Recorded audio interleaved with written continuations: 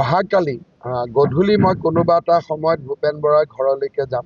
দুখৰ সময়ত, কাৰণ 22-23 বছৰ মোৰ মনত আছে ভূপেন বৰা আৰু মই প্ৰায় একে সময়তে এদিনৰ আগপিছ হ'ব কংগ্ৰেছ দলত যোগদান কৰিছিলোঁ।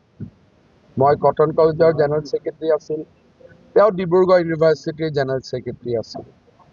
মই 22 বছৰত এৰিলোঁ, তেওঁ অলপ দিন আৰু লাষ্টিং কৰিলে।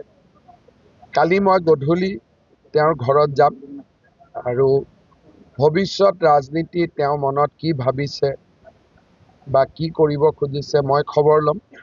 বৰ্তমানলৈকে বিজেপি দলৰ লগত তেওঁ কোনো যোগাযোগ কৰা নাই। হয়তো কিছুমানে পদত্যাগ কৰাৰ পিছত অলপ স্পেচো ৰাখি থৈ দিয়ে।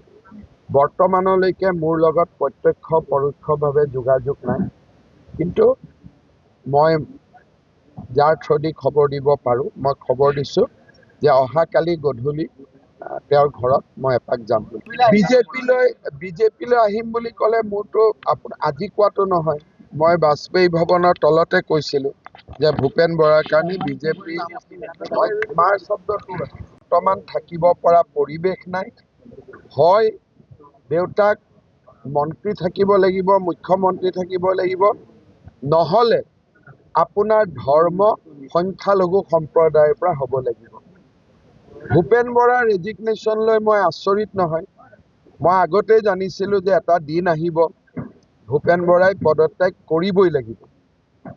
আৰু মই আজিও আপোনালোকক কৈ দিছোঁ 2029 চনৰ লোকসভা ইলেকশ্যনৰ আগতে প্ৰদ্যুৎ বৰদলৈও যিকোনো খবৰৰ বাবে যোগাযোগ কৰক আমাৰ এই নম্বৰত 9181 307 221।